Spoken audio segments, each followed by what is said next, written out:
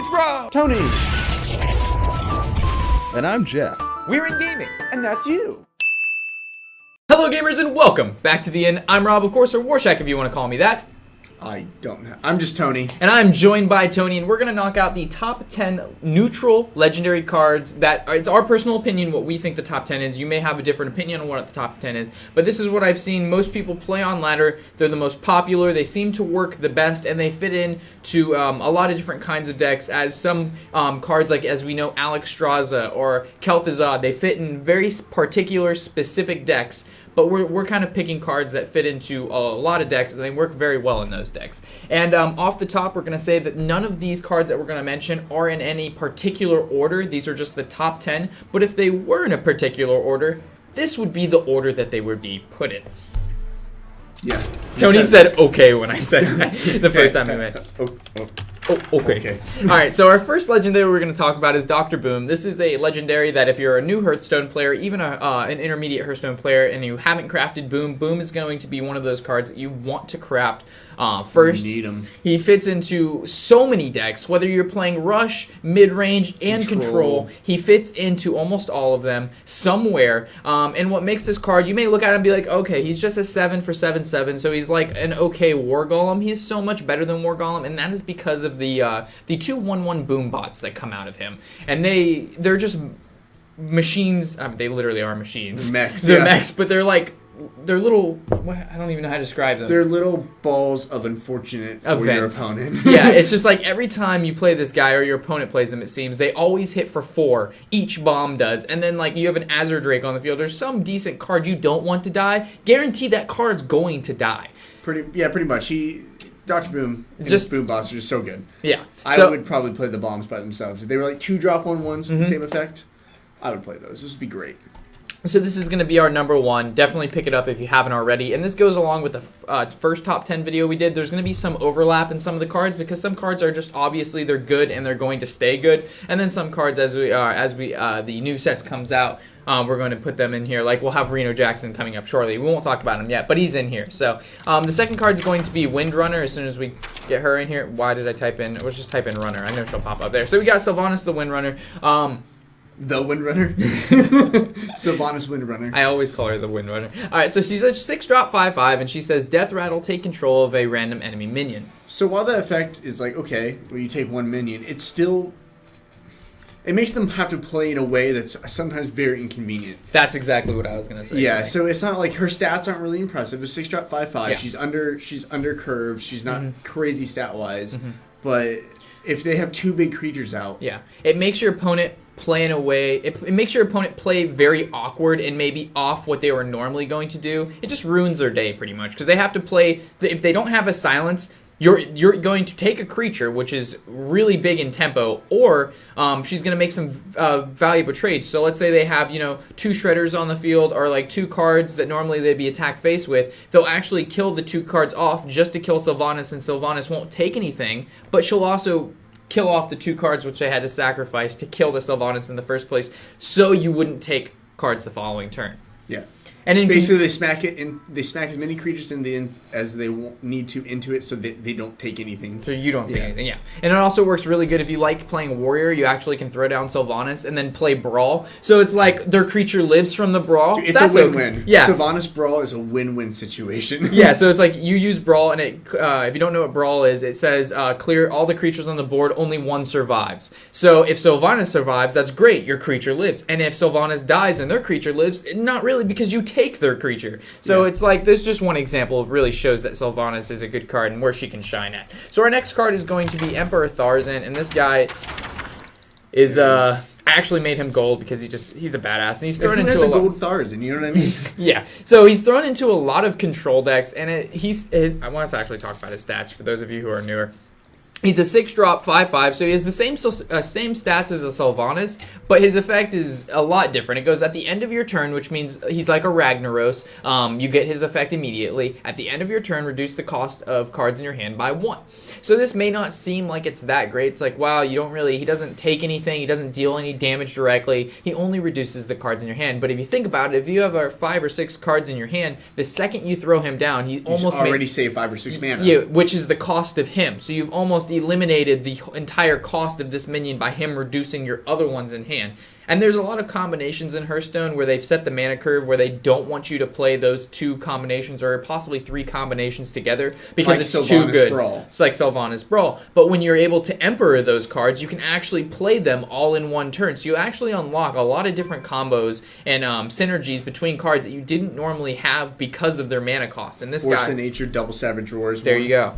For what, 23 damage in one turn, you can pull off with this Force of Nature, Double Savage Roar. So it's just, when you play Emperor Tharzan, a lot of different things open up, and if you're playing a very late to control based deck, and he, reduces the cost of a lot of your higher cards by even 1, which you automatically get, or possibly 2 or 3, it's almost an automatic game win. It's just as bad as leaving the Ysera on the field for multiple turns. It's bad news bears. But if you don't have any cards in your hand, or your opponent doesn't have any cards in their hand when they play this, he's actually not as big as a threat as if they were to have 4 or 5 cards in their hand. Mm-hmm. So it's just the situation at which this gets played to know when he needs to die immediately or when he can actually stick around for a turn or 2 and it doesn't affect you as if they were to have a full hand. Yep. So we're going to go off to our next one, which is Loathe. This guy... Don't tell me what I can and can't click. Stop adding cards to decks that aren't there, Rob. I'll let you start off with this one. Lotheb's great. Came out of Nax, so he's been What are the around. stats and what does he do? Oh, okay. Lotheb, he's a 5/5, 5-drop, 5/5. His battlecry says enemy spells cost 5 more next turn. Okay. It really can set you behind if you're playing a deck that's heavy control, heavy spell, heavy removal, because for an entire turn, they can't really do anything. Control Warrior, there's very few real creatures in it, you know what I mean? There's a lot of high-level creatures. I would think more... The first thing when I think of Loathe, I think of Freeze Mage. Yep, it puts a huge... So if you huge don't know damper what on Freeze Mage is, I also mentioned this in our experienced tip video. Freeze Mage, the entire deck, to just put it in a little nut really quick, is it revolves around dealing a high amount of damage with spells over the course of 1 turn. Put it in a little nut. Not in a nutshell. Okay, go on. Fuck you, man. So, as we said, the Freeze Mage revolves around doing a high impact amount of spells over 1 turn to destroy you. Well, if you know that they're playing Freeze Mage, which would require some knowledge of the game, and you run Loathe in your deck, playing Loathe on turn 5 will not be as great as maybe holding him for a turn that you know your opponent is either going to cast Flame Strike, Pyroblast, maybe they're ready to combo with the double Fireball, Frostbolt. So, or the multiple ice yeah. lances. So, So turn 10, for example, they bring out Alexstrasza, turn 9 to bring you down to 15 health, and then the next turn they do the combo to do. So there's multiple damage. different times at which you can use Loathe to survive that extra turn and or to deny your opponent the ability to use a spell to clear your field. Another example we'll throw out here is if you're playing, let's say, a very fast-paced deck, and you've got, it just turned turn 5, you've got 3 or 4 creatures on the field, you're going against a Priest. Priests have this card called Holy Nova, which costs 5 mana to deal 2 damage to everything on your opponent's side of the field. There's more than likely... If it's turn 5 and you've got a full field, they've got that card because they always have that card. Always. So you throw down Loathe and it doesn't give them the ability to play Holy Nova because if it already costs 5 and then Loathe says it costs 5 more, we all know that equals like 27. So there's no possible way they could play that spell that turn. So there's just 2 situations. It's wow. That's only 2 in situations. which Loathe can be used offensively as well as defensively. Most definitely. So, and then moving on to our next one is Reno Jackson, this trolley guy. Look at this guy. He's just pretty goofy. Just getting defeated by this guy with that freaking beard. Look at that little trolley-ass smile he's got going on. His arms are pretty... He's got a pretty... God, his freaking whole arm. I was going to say his biceps He's got the whole pretty Popeye good. thing. Did I say beard instead of mustache? Yeah, you did. I'm sorry. Okay, but anyway, this guy is a 6-drop, 4/6. So his stats really aren't that great, but they're at least they're decent. At least he's not like a 6-drop 4/4 like fucking Mistcaller. Okay, so this guy says Battlecry. If your deck contains no more than 1 of any card, fully heal your hero. At first, when the LOE came out, we did a little review on each card. We initially said that this card probably wouldn't see any play because who's going to play a one of a deck? Yeah, who's going to play one of every card? And it actually turned out that deck became one of the top decks ran in the season. It's a tier 1 deck. Reno Warlock. Yeah, Reno Warlock is the most popular right now. Yeah, Fatigue. And then there's followed by Reno Warrior and Reno Mage, which if you play Reno Jackson, they also play duplicates. So you play Reno, and if your opponent kills Reno, you actually get 2 more Renos. And so they're constantly just healing for 20 to 30 health, Yeah. 29 health. So, this guy brought in a whole new kind of deck archetype to Hearthstone, which I think was fantastic. In my opinion, it slowed down the meta enough that you do not see as many fast-paced decks on ladder, so you're not going against the constant flood of Face Hunter, Zoo Warlock, Aggro Paladin. Yeah. You are still facing the ever so annoying and must be destroyed someday Secret Paladin. Secret fucking Paladin, which I could go on a rant forever. Every one of my videos, Secret Paladin, somewhere pops up in there, I'm like, that fucking class. But he does well against almost every single deck besides if a very aggro deck can have a great opener against a Reno deck, most of the time the Reno deck will lose if they do not draw Reno, but most of the time they're able to draw Reno by the time they need to. The best thing is when they concede. As soon as you play Reno, they plus 29 instant health, concede. It's great. It's great because it's like, okay, one card in hand, they had, it's a kill command. They're waiting to use it next turn. Reno Plus 29 Jackson. Health. Oh Yeah. my god. And they've already wasted every other card in their hand Everything because they run out of steam extremely quick, but they have hot steam and steam does a lot of damage. Okay, very, very true. Okay, so this is going to be very popular deck, very popular card. Great card in my opinion, very fun deck to play. And if you'd like to see the Reno Warlock, which is doing very well on the ladder, by the way. People ask me all the time, hey, what deck do I need to play tier on? 1 deck? Yeah, they're like, what deck does well on ladder? We've got a Reno deck out right now, and we're also doing a 2.0 Reno deck very shortly. If not, when you're watching this, it's already up, and if not, then watch the first one. The second one's not that different, but I've made a few extensive changes. Okay, going to our next one. It's not much different, but it's extensive. I wanted to make it sound not too bad that they weren't too different, but they're actually pretty different than each other, but they should still watch the first one, because if it's not up, then it doesn't fucking matter, Tony. Trueheart. Trueheart! Oh my god, that's probably so loud. I'm so sorry. I'm so sorry. God damn it, Rob. Alright, so Trueheart's a 6-drop, 6/3. The stats just seem to be getting worse and worse as we go along. But she makes up with it with her battle cry. Yeah, so she says, replace your starting hero power with a better one. It's not really that specific. She's just like a better one. Not to be confused with Murgleton that replaces it to a different class. This actually improves the one you already have. Yeah. So if you're, for an example, for those of you who don't know, if you use her in a warrior deck, instead of gaining 2 armor, you'll actually gain 4 armor. If you're playing a mage, instead of doing 1 damage, you guess what? Does 2 damage. If you're playing a hunter, instead of doing 2 damage, she does 3 damage. So you get the point. At least it's not 4. That would be horrible. 4 would be the worst thing ever. Dude, that would be insane. If you could do 2 mana, 4 damage every turn, everybody would play hunter. Frostbolt. That's better than a Frostbolt, and Frostbolt is amazing. Okay, so most of the time you'll see her in warrior, paladin, priest, and I'm missing one more. Not druid. Not druid. Warlock. Not warlock. What the fuck does warlock draw 2? Yeah. No. I think it costs 1 life, but this doesn't fucking matter. She's mainly played in 4 different decks. For some reason, I can't think of the 4th one. It might only be 3. But I think it's only those 3. But anyway, she's a great card, especially if you're playing warrior, priest, and or paladin.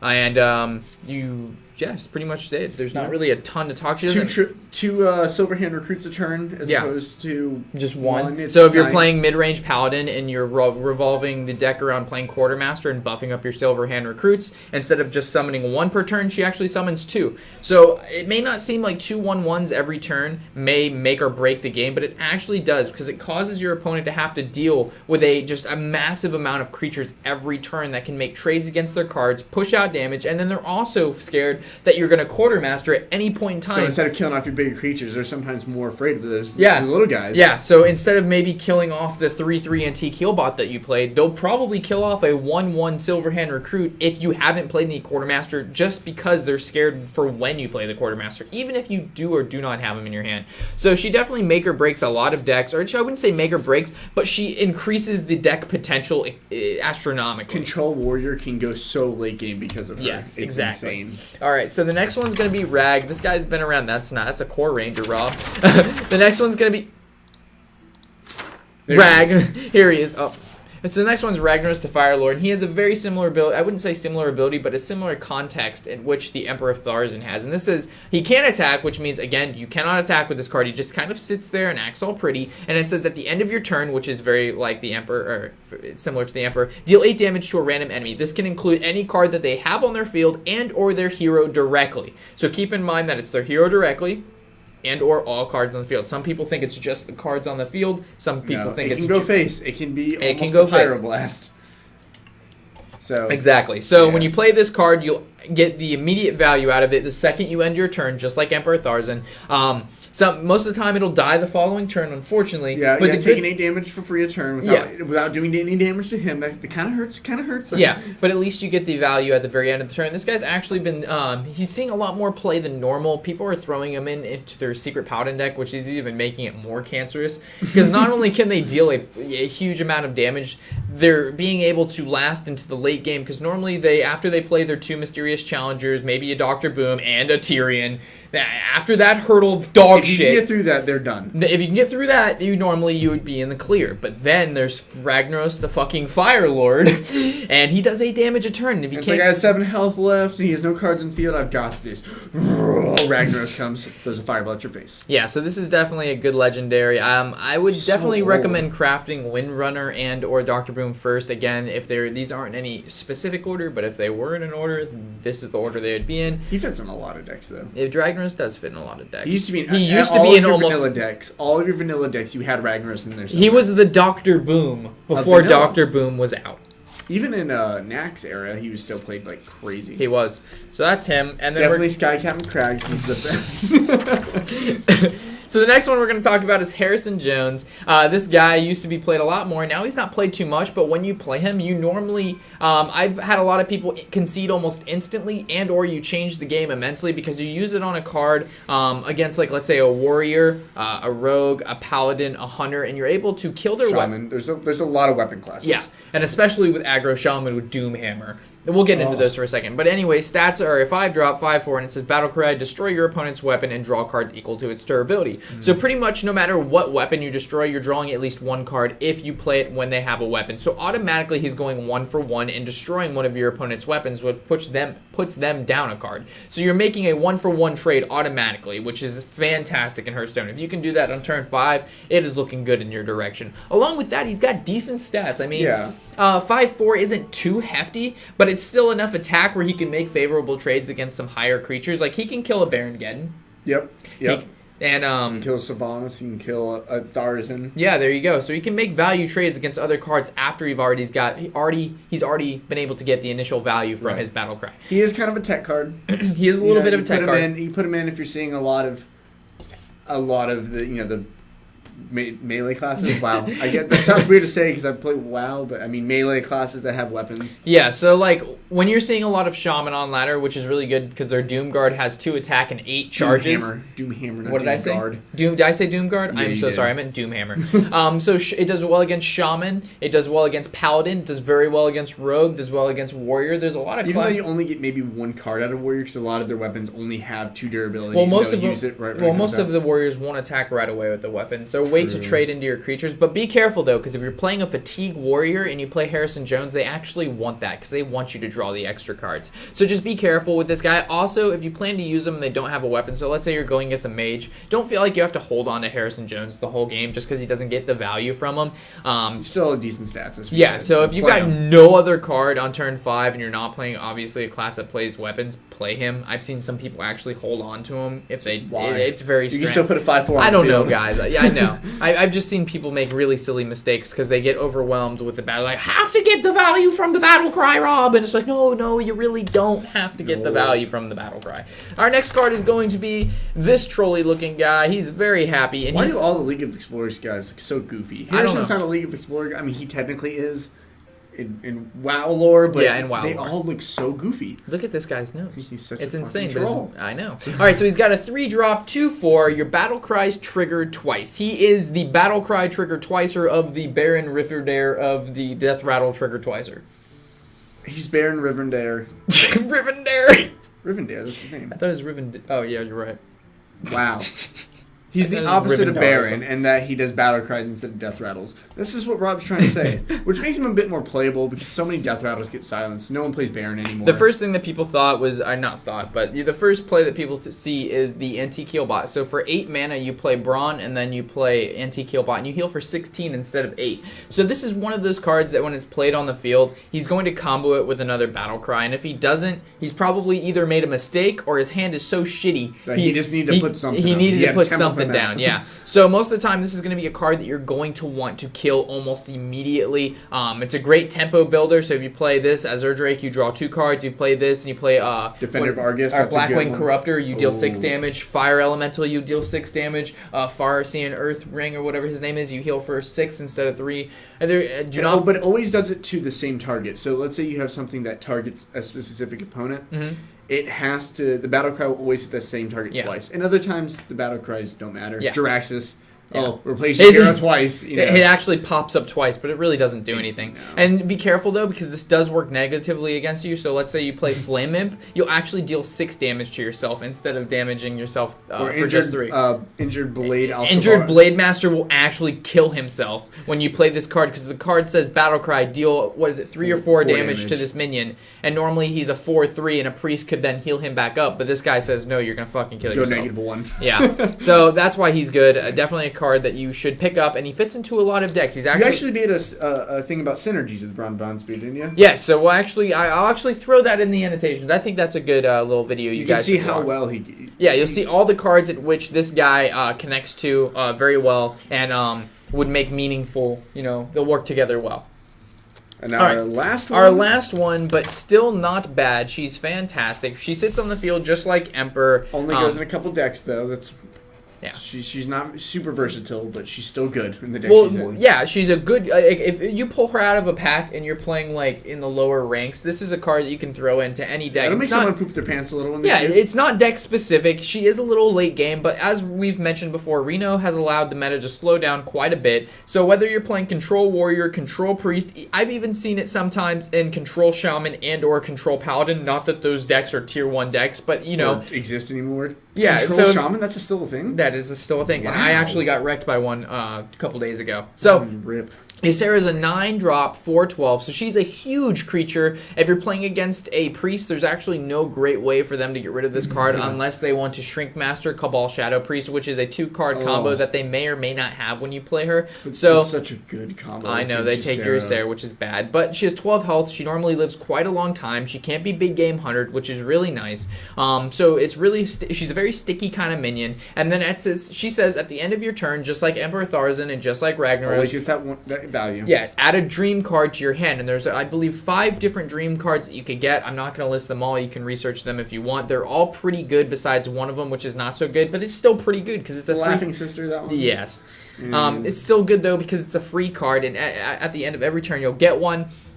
And very good card. I wouldn't say any card she gives you is game-changing besides the one that's a 2-drop, deal 5 damage to everything but Ysera. So it deals damage to creatures. Clear. Exactly. And a finisher. It's a 2-drop, deal 5 damage to face, because it hurts yourself and the opponent. Exactly. So literally everything but her. Mm-hmm. She's fun. She's also a classic. I like the vanilla. Yeah, the vanilla cards were all very good. This is a card you definitely saw a lot more back then. Not so much now, but she's still fun. I don't think there's really anything else to say. And she has dragon synergy, so she goes great in yes, if you plan on playing a decks. Dragon deck, normally you throw in Ysera and or Neff. Neff didn't really make our list, but Neff is still a good card. And also the cards we didn't touch on, it's not that they're bad by any means and you shouldn't play them. It's just that we only had the top 10 spots. We figured we'd throw in the top 10 legendaries we see the most and fit most in. of them are really versatile. Yes. Can go in multiple decks, Yeah. which makes... But in our books, it puts them higher on the list. So. Yeah.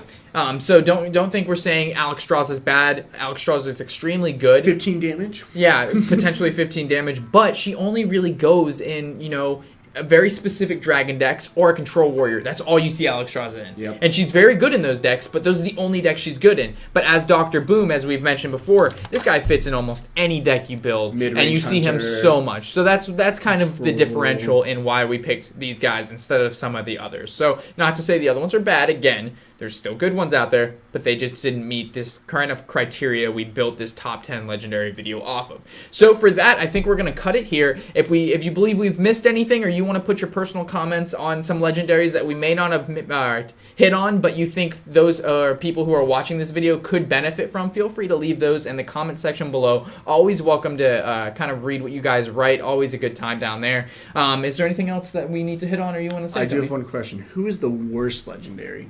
All right, in the comment section below, write the worst legendary. I actually have my own. I will put that. We'll talk about that in my next video. We'll have to make a worst legendaries video. We gotta make a worst legendary. All right, we're gonna talk about the worst legendaries in the next video, and I'll throw that annotation to the left or the right, whichever way we're gonna do that. When that video is out, if you're watching this and it's not there, it's not out, but when it is out, it'll be there. So with all of this said, I am Warshack or Rob. I'm just Tony again. And happy whatever the hell day it is.